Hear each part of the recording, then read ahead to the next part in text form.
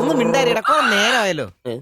ആദ്യം അതൊന്ന് കൈ കിട്ടട്ടെ, ബാക്കിയുള്ളവന്റെ കണക്ക് തെറ്റിക്കാനായിട്ട്. നാളെ രാവിലെ കാശ് അടച്ചു കഴിഞ്ഞാൽ 2 ദിവസം കൊണ്ട് ഓട്ടോ ഡെലിവറി കിട്ടുമെന്നല്ലേ മാനേജർ പറഞ്ഞത്? അതങ്ങനെ കിട്ടുമോ? ആ ഷോറൂമിന്റെ ഓഫറാണേത്. പിന്നെ ഒരു കാര്യം, നാളെ 10 മണിക്ക് നമ്മൾ ബാങ്കിലെത്തുന്നു, 11 മണിക്ക് ഷോറൂമിലെത്തുന്നു, പൈസ അടയ്ക്കുന്നു. ഓക്കെ? കുറച്ച് മണിക്കൂറുകൾ കൂടി കഴിഞ്ഞാൽ നമ്മൾ ആരാ? മുതലാളിമാരാ, ഓട്ടോ മുതലാളിമാര്. ജീവിതം ഒരു വലിയ വട്ടപൂജ്യത്തിൽ നിന്ന് തുടങ്ങിയതാ. കുറച്ച് കഷ്ടപ്പാടും ദുരിതവും സഹിച്ചാൽ എന്താ? അധ്വാനിച്ച കാശ് കൊണ്ട് നമ്മൾ ആഗ്രഹിച്ചത് സ്വന്തമാക്കുമ്പോൾ ഒരു സുഖം, അതാ ഇപ്പൊ ഉള്ളു നിറയെ. ശരിയാ, ഇത് നുള്ളിപ്പെറുക്കിയെടുക്കാൻ നമ്മൾ അനുഭവിച്ച കഷ്ടപ്പാട്. 3 ലക്ഷം രൂപ ആസ്തിയുള്ളവരാ നമ്മളിപ്പോ. 20,000 വേറെയും. ആദ്യം ഓട്ടോ, പിന്നെ അതിൽ നിന്ന് മിച്ചം പിടിച്ചൊരു ടാക്സി. നമ്മുടെ ജീവിതത്തിൽ ഇനി വെച്ചടി കേട്ടോ മോനെ. അധ്വാനിക്കാനുള്ള ഈ മനസ്സും നമ്മൾ ഒരുമയുണ്ടെങ്കിൽ നമ്മൾ ആഗ്രഹിച്ചൊക്കെ നമ്മളെ തേടിയെത്തും, അതെനിക്ക് ഉറപ്പാ. ഒരുവൻ മുതലാളി, നമ്മൾ നാളൊരു മുതലാളി. ഇവിടെ അയൽവക്കക്കാർ കിടന്നുറങ്ങണം. അയൽവക്കക്കാര് നേരത്തെ കിടന്നുറങ്ങുമെന്ന് എനിക്ക് തോന്നുന്നില്ല. എന്നതാ കാരണം ഇന്ന് ഇവന്റെ കയ്യിൽ നിന്ന് 1000 രൂപ മേടിച്ചുകൊണ്ട് രണ്ടുപേരും ടൗണിലൊക്കെ കറക്കത്തിലായിരുന്നു. അതുകൊണ്ട് അവര് നേരത്തെ കിടന്നുറങ്ങുമെന്ന് എനിക്ക് തോന്നുന്നില്ല. ശരിയാ, അപ്പൊ ഉറങ്ങാൻ വൈകുമല്ലേ? മിക്കവാറും. ഒന്ന് പോടാ പാവങ്ങള്. ആലോചിക്കുമ്പോ കഷ്ടം തോന്നും. ജനിച്ച മണ്ണിലേക്ക് തിരിച്ചു പോകാൻ പറ്റില്ല. വല്ല നാട്ടിലും വന്ന് അധ്വാനിച്ച് ജീവിക്കാന്ന് വെച്ചാൽ അതിനുള്ള ആരോഗ്യമില്ല. എങ്ങനെ ജീവിക്കുമെന്തോ. ആരും ഇല്ലാത്തവർക്ക് ഈശ്വരൻ തുണ. എന്തായാലും ദേവയാനി ചേച്ചി കടുത്ത നിരാശയില. അത് കണ്ടാലറിയാം എല്ലാം കൊണ്ടും. കിടന്നു കാണൂ. ആര് നോക്കണോ? നമ്മുടെ ജീവിതത്തിലെ ഏറ്റവും പ്രധാനപ്പെട്ട ദിവസമായിരുന്നു. നിർഭാഗ്യവശാൽ മദ്യമില്ല, മധുരാശയെങ്കിലും വേണ്ട. വലിയ ചെലവൊന്നുമില്ല, സ്റ്റൂളും കസേരയും മാത്രം. എപ്പ റെഡിയാന്ന് ചോദിച്ചാ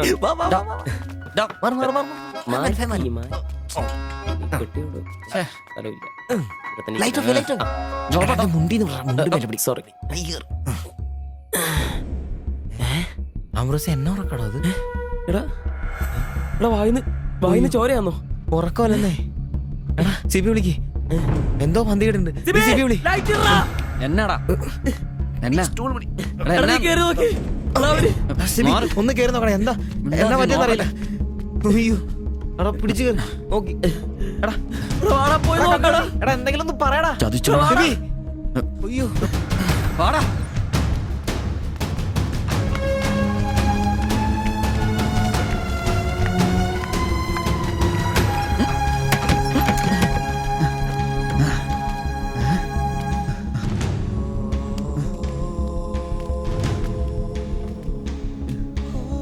ബായ് ബായ്. എടാ വിഷമാടാ. ജീവനുണ്ടാ, വണ്ടി വിളി വേഗം.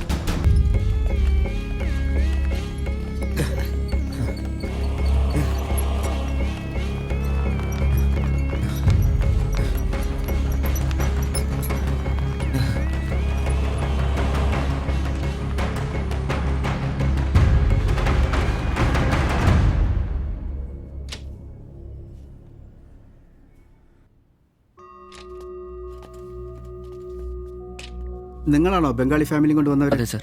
നിങ്ങൾ അവരുടെ തൊട്ടപ്പുറത്തുള്ളവരാ. ഓ, അവർക്കിപ്പോ ഒന്നും പറയാറായിട്ടില്ല. 24 hours കഴിയാതെ ഒന്നും പറയാൻ പറ്റില്ല. അവരുടെ ബന്ധുക്കളോ നാട്ടുകാരും വന്നിട്ടുണ്ടോ? അവർക്ക് ഇവിടെ അങ്ങനെ ബന്ധുക്കളാരും ഇല്ല. സൂയിസൈഡ് അറ്റംപ്റ്റ് ആയിരുന്നല്ലോ. നിയമപ്രകാരം പോലീസിൽ അറിയിക്കേണ്ടതാണ്. മാത്തച്ചൻ സാർ എന്നെ വിളിച്ചിരുന്നു. ഇപ്പോൾ തൽക്കാലം ഞാനത് പോലീസിൽ അറിയിക്കുന്നില്ല. പക്ഷെ അവർക്ക് എന്തെങ്കിലും സംഭവിച്ചാൽ ഐ എം ഹെൽപ്ലെസ്. സാറിനോട് ഞാൻ അത് പറഞ്ഞിട്ടുണ്ട്. എന്തായാലും പ്രാർത്ഥിക്കേ നല്ലതിന് വേണ്ടി. ആൻഡ് നിങ്ങളിവിടെ കാണണം. എപ്പോഴാവശ്യം വരാന്നറിയില്ലോ. ഞാൻ റൂമിൽ തന്നെ കാണാം.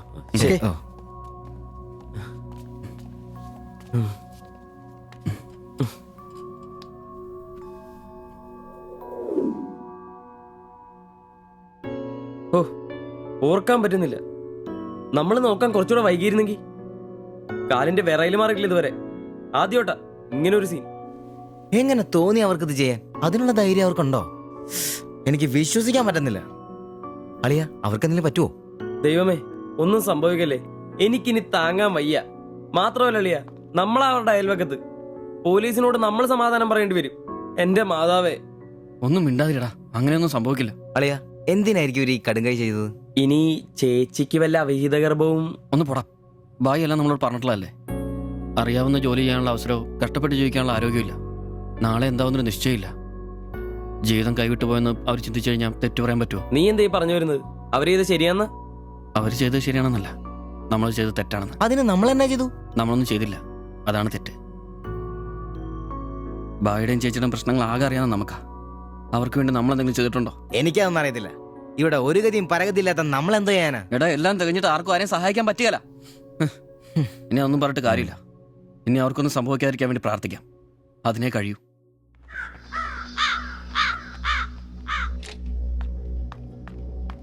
സിസ്റ്ററെ ഒന്ന് കാണാൻ പറ്റുമോ? വെയിറ്റ് ചെയ്യൂ, സിസ്റ്റർ, പറയാം.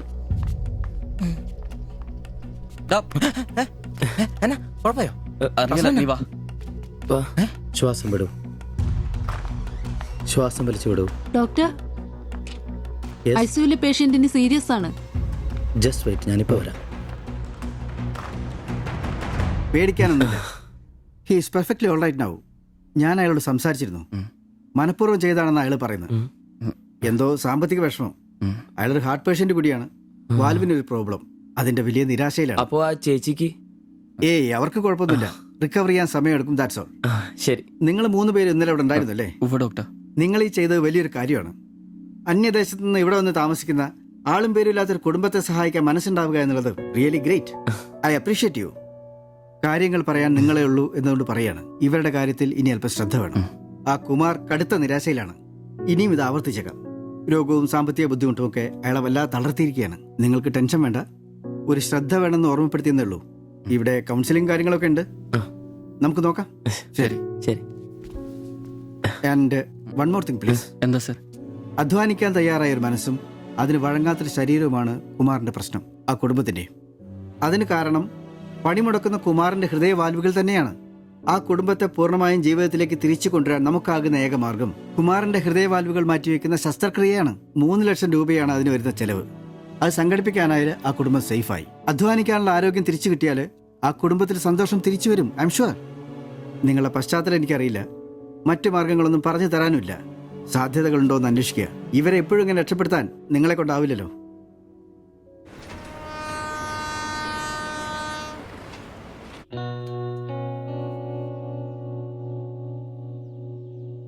ഇന്നാണ് ഓട്ടോ ബുക്ക് ചെയ്യേണ്ട ദിവസം.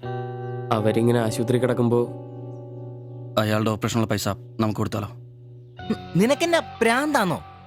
എടാ 3 ലക്ഷം രൂപ വിലവർക്കൊക്കെ. എടാ, നീ എന്നെ ഈ പറയുന്നേ? നമുക്ക് ഓട്ടോറിക്ഷ വാങ്ങണ്ടേ? രക്ഷപ്പെടണ്ടേ? നമ്മൾ ചെറുപ്പല്ലേ അളിയാ. അധ്വാനിക്കാനുള്ള മനസ്സും അതിനുള്ള ആരോഗ്യം ദൈവം നമുക്ക് തന്നിട്ടില്ലേ? എടാ രാവും പകലും കഷ്ടപ്പെട്ട് അധ്വാനിച്ചുണ്ടാക്കിയ കാശാ അത്. അത് ചുമ്മാ ആർക്കെങ്കിലൊക്കെ കൊടുക്കാന്നൊക്കെ പറഞ്ഞ. അളിയ, നീ ഒന്ന് ആലോചിച്ച് നോക്ക്. നമ്മൾ വിചാരിച്ച ആ കുടുംബത്തിന് എന്നേക്കായിട്ട് ജീവിതത്തോട് തിരിച്ചുകൊണ്ടുവരാൻ സാധിക്കും. ഇനി അങ്ങനെ ചെയ്തില്ലേലും നമ്മളോട് ആരും ചോദിക്കല്ല. പക്ഷെ ചെയ്താ നമ്മൾ ഇന്ന് വാങ്ങാനിരിക്കുന്ന ഓട്ടോയെക്കാളും ഇരട്ടി വിലയുള്ള സമ്പാദ്യമായിരിക്കും അത്. ഇങ്ങനെയൊക്കെ ചിന്തിക്കുന്നോണ്ട് തന്നെ നമ്മളൊരിക്കലും ഗതി പിടിക്കാത്തത്. നമ്മൾ ഗതി പിടിക്കാൻ വൈകുന്നതുകൊണ്ട് വേറെ ആരെങ്കിലും ഗതി പിടിക്കുന്നുണ്ടെങ്കിൽ അത് നല്ലതല്ലേ? ജീവിതത്തിൽ ഇനി അവസരമുള്ള നമ്മൾ ഒരിക്കലും അവസരമില്ലാത്തവർക്ക് വേണ്ടി ഒരു ചെറിയ സഹായം ചെയ്യുന്നു. അവരിനി ആത്മഹത്യക്ക് ശ്രമിച്ചേക്കാന്നല്ലേ ആ ഡോക്ടർ പറഞ്ഞത്? അങ്ങനെ സംഭവിച്ച ഇന്നലത്തെ ആ കാഴ്ച തന്നെ എന്റെ മനസ്സിൽ നിന്ന് പോയിട്ടില്ല. ഇനി അതൊന്നും കാണാനുള്ള ശക്തിയും എനിക്കില്ല. നമുക്ക് അവരെ സഹായിക്കടാ. ഓട്ടോ നമുക്ക് പിന്നെ വന്നാലും വാങ്ങാലോ. അതങ്ങ് കോത്താഴ്ത്തി എന്ന് പറഞ്ഞാ മതി. ഇത് ഞാനും കൂടി ചങ്ക് പൊട്ടിച്ചുണ്ടാക്കിയ കാശാ. അത് കണ്ടവർക്ക് കൊടുക്കാനുള്ളതല്ല. ജോപ്പാ, സിബി, എന്റെ കൊക്കില് ജീവനുണ്ടേ ഞാനിനി സമ്മതിക്കല. ഡാ, അത്ര മുട്ടി നിൽക്കുന്നവരാണെങ്കിലേ സ്വന്തം കുടുംബത്തിന് അങ്ങ് എടുത്ത് കൊടുത്താൽ മതി. ജോപ്പാ, ജോപ്പാടാ. ഡാ.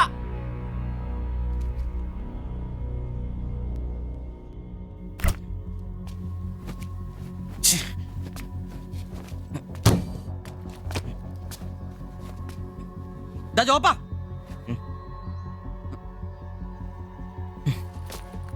ഡാ. ജോപ്പ, നിനക്കെന്താ പ്രാന്താണോ? ജോപ്പ, നിന്റെ വാരത്തെ പഴാണോ? ഇതൊക്കെ കെട്ടിപ്പറക്കി എങ്ങോട്ടാണ്? ഒരുമിച്ചുള്ള പൊറുതി ഞാനങ്ങ് നിർത്തി. ജോപ്പ, ഒരു നിസ്സാര കാര്യത്തിന് വേണ്ടിട്ട് വെറുതെ. നിസ്സാര കാര്യോ? അത് നിനക്കും ഇവനും അന്തസ്സോടെ ജീവിക്കാൻ ഞാൻ ഉണ്ടാക്കിയ എന്റെ കാശ് വേറൊരാളെ തീറ്റിക്കാൻ ഞാൻ സമ്മതിക്കില്ല. ഹാ, നീ എന്നെ ചൂടാവുന്നേ ഒരു നല്ല കാര്യത്തിന് വേണ്ടിയല്ലേ, അല്ലാതെ വെള്ളം അടിച്ചു കളയാൻ വേണ്ടല്ലോ. ഞാൻ വേറൊന്നും പറഞ്ഞില്ലല്ലോ. നല്ല കാര്യം ചെയ്യാൻ അവനവന്റെ പൈസ നിർത്താൻ മതി. ആ 3 ലക്ഷത്തിൽ തൊടാൻ ഞാൻ സമ്മതിക്കില്ല. നിങ്ങൾ എന്തൊക്കെ പറഞ്ഞാലും ഞാൻ എന്നെ സമ്മതിക്കില്ല. സമ്മതിക്കാതിരിക്കാൻ നിന്റെ തന്ത ഉണ്ടാക്കിയ കാശ്. എന്റെ തന്ത ഉണ്ടാക്കിയ കാര്യമല്ല പറഞ്ഞത്, ഞാനും കൂടി ഉണ്ടാക്കിയ മുതലായത്. നിനക്കൊക്കെ എന്റെ വിഹിതം തിരിച്ചാടാ. നിന്റെ അടുത്ത് അഭിപ്രായം ചോദിച്ചേ ഉള്ളൂ. നിന്റെ പൈസ നിനക്ക് എന്നാന്ന് വെച്ചാൽ ചെയ്യാം. ഒരാളും നിന്റെ അടുത്ത് ഒന്നും ചോദിക്കാം. ദാരിദ്ര്യത്തിലും പട്ടിണിയിലും ഇത്രയും കാലം ഒരുമിച്ച് വെച്ചിട്ട് കാശിന്റെ പേരില് ഇതുവരെ നമുക്കിടയിൽ എല്ലാത്തിനും ഒരു തീരുമാനം ഉണ്ടായിട്ടുള്ളൂ. ഇതിലും അങ്ങനെ തന്നെ മതി. ജോപ്പാ നിനക്ക് ഇഷ്ടമല്ലെങ്കിൽ വേണ്ട. നമ്മൾ അധ്വാനിച്ച പൈസ നമ്മൾ തന്നെ അനുഭവിക്കുന്നു. നമ്മളൊരു ഓട്ടോ ബുക്ക് ചെയ്യുന്നു, അവരവരുടെ വിധിക്ക് വിടുന്നു. ശ്ശേ.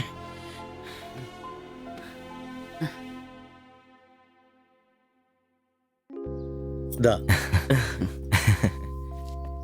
Congratulations. Thank you sir. All the best. Thank you Okay. Sir.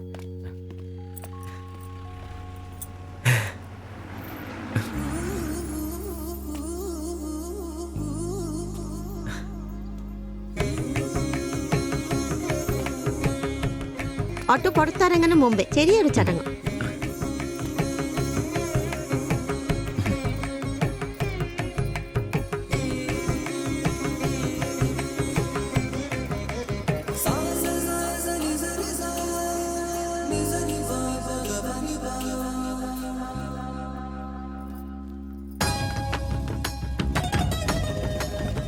എല്ലാം മംഗളായില്ലേ? ഇനി ഗണപതി ഭഗവാനിക്ക് ഒരു തേങ്ങ അടിച്ചിട്ട് തുടങ്ങാം. 3 ലക്ഷത്തിന്റെ കട ഇതുവരെ തീർന്നിട്ടില്ല.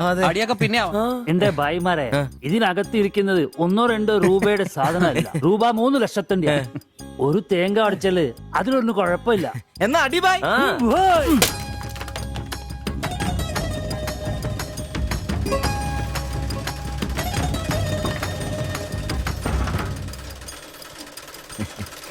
അപ്പോ ഞങ്ങളും ഒരു ഓട്ടോ മുതലാളിമാരായി. നമുക്കിത് ആഘോഷിക്കണ്ടേ? ഇനി മുതൽ നന്നായിട്ട് അധ്വാനിക്കണം. രൂപ 1-2 അല്ല CC-കാരൻ ലോൺ തന്നിരിക്കുന്നത്. ഭായ് വിഷമിക്കണ്ട, ഞങ്ങളും ഉണ്ടല്ലോ നിങ്ങളുടെ കൂടെ. എങ്കിൽ ഐശ്വര്യമായിട്ട് ജോലി തുടങ്ങിക്കോ. ചുരിദാറും ബ്ലൗസും തയ്ച്ച് വരുമാനം കൂട്ടാനുള്ളതാ. ഓക്കെ. അപ്പോ ജയ് ബംഗാൾ, ജയ് തിരുവിതാംകൂർ.